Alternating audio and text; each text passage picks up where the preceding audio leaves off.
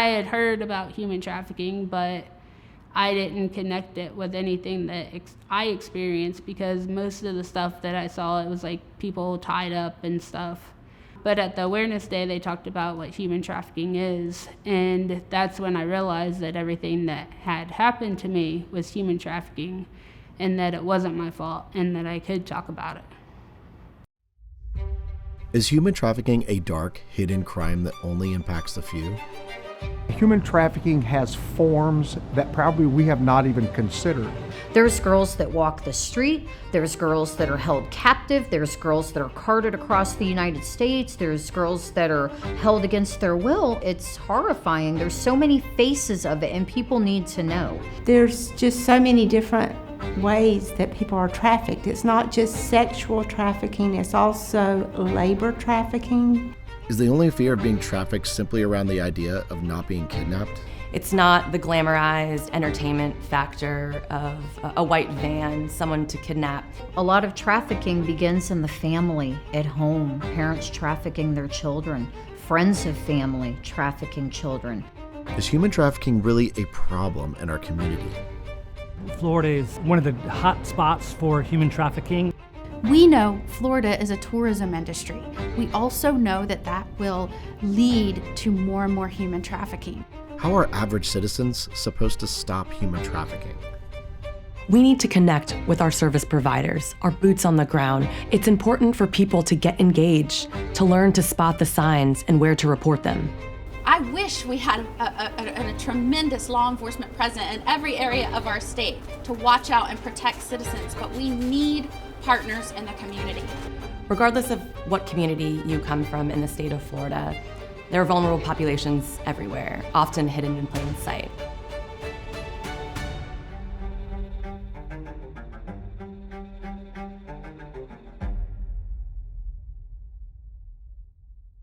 I think it's easy for people to see hurt, to see trauma after the trafficking has happened and rally around that, and rightfully so.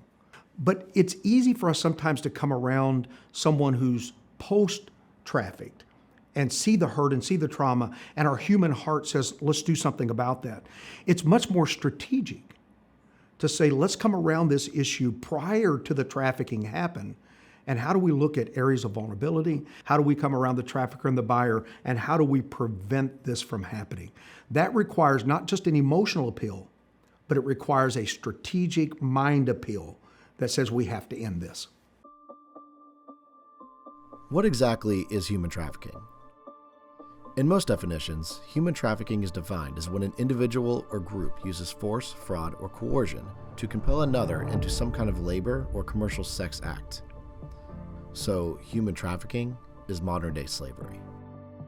A lot of times we don't know what to do. A lot of the times we don't even know that we're trafficked. We're thinking that it's our fault that we ended up like that. We're thinking that nobody cares enough to help us or try to get us out because our actions must have brought it upon us. Without witnesses who can truly recognize signs of human trafficking or exploitation, this crime is hidden in the shadows of our communities, causing human trafficking to be a $150 billion industry. It really is very sad to think that society will say to me, that's not happening here. That's not happening in our little community. How do you know?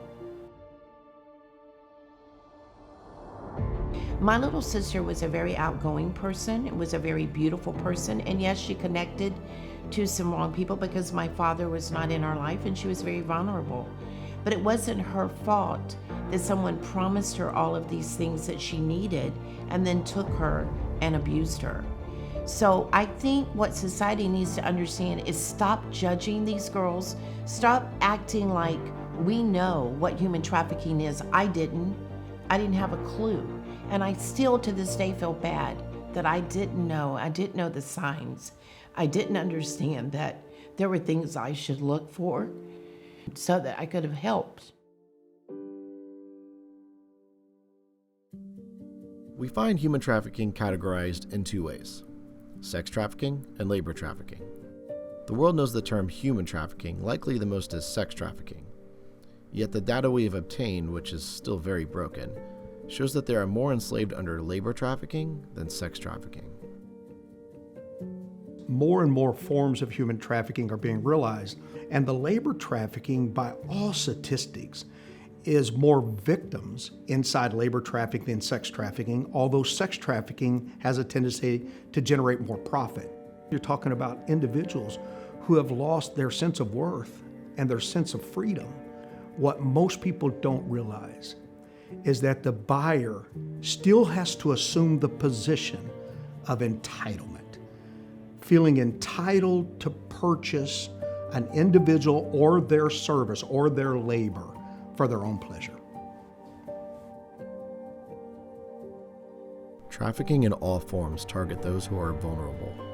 It could be money, shelter, food, or the feeling that they are cared for or loved.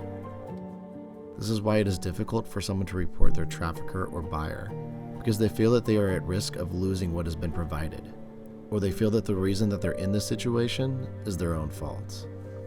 It's not their fault because they were in a vulnerable place, they were in a weak place, they were in a broken place, and people preyed upon their vulnerability to get what they wanted. They made these girls think that they had to perform certain things and do certain things to survive. They didn't think they were good enough to get out of it or good enough to do anything better. In 2020, the Human Trafficking Hotline reported that 49% of victims were brought into sex trafficking by a family member and 39% were brought in by an intimate partner or a marriage proposal.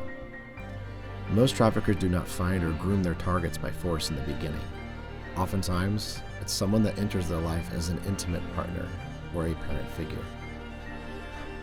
Both of my parents, as far back as I can remember, were drug addicts and alcoholics.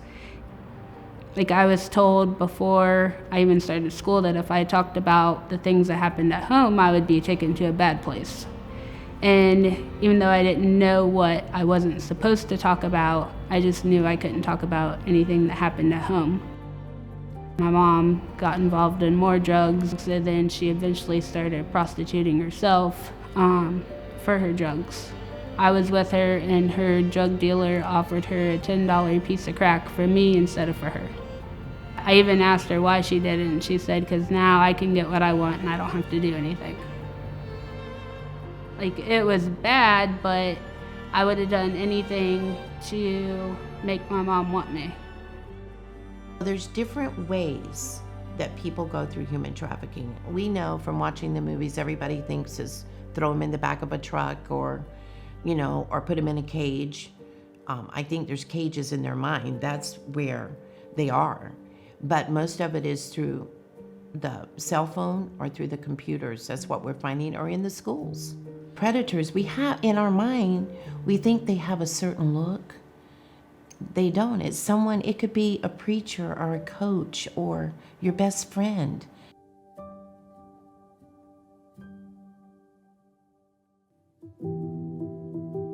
As this heinous crime of trafficking happens so much behind closed doors, how can we as a society truly make a difference in this matter? I think the most important way is to really educate and help people understand what trafficking is, what it looks like, how you recognize and identify it, and then to take steps to truly intervene when you see or experience cues that in fact trafficking is occurring. There are always red flags, but unless we're able to identify the red flags and see, geez, this is what this red flag may mean, then we have no clue as to what's going on. The trafficked individual is sometimes unaware that they're being trafficked, and sometimes they're not even aware of what their own cues might be. So that awareness, education, and then giving them skills on how to intervene. After the first time I was sold, it happened more on a regular basis, to where he would come and get me either from the house or from the bus stop, and he would take and sell me to other people probably a couple times a week. I would ask my teachers for detention so that I wouldn't have to go home right after school, because I never knew if he was going to pick me up from the bus stop or if my mom was going to be home. Every human trafficking situation is different and unique, obviously. But I think some of the biggest indicators and signs are people that are fearful, are timid, maybe they don't make eye contact. Do they have a branding or a marking? They start acting differently than they have before. If they stop attending school, that's a really big one for especially minor children. Those are some of the signs to remember with human trafficking. If individuals, groups, or communities completed awareness trainings, like the one that the Florida Alliance to End Human Trafficking offers, this would make it harder for traffickers to infiltrate and cause more fear of buyers to purchase people. The more that society knows how this organized crime works, the easier it is for law enforcement to be called on a scene. More reports take place for data to be collected, and ultimately a more dangerous environment for buyers and traffickers, rather than the other way around. So people come to us all the time and ask what they can do to help the Florida Alliance. There's several things that you can do. Number one, be educated and encourage other people to become educated on the signs of human trafficking. That's most important. The other thing you can do is to donate. We are a fundraising organization. It is important for us to raise the resources so that we can provide, in particular, law enforcement with the technology that they need to find the human traffickers. They've gotten very sophisticated, and we have to match that sophistication, and that takes resources. As American citizens, we don't like to think that human trafficking is happening in our community. We have this sense that everybody should be free and everybody should be free. But really understanding that human trafficking has forms that probably we have not even considered, whether it be labor trafficking or sex trafficking, and really being able to explain how prevalent those things are in our communities and how that the buyers can go across all gender, all races, all ethnicities. But again, once we bring that awareness and learning to bear, people become aware that this is something that has to end.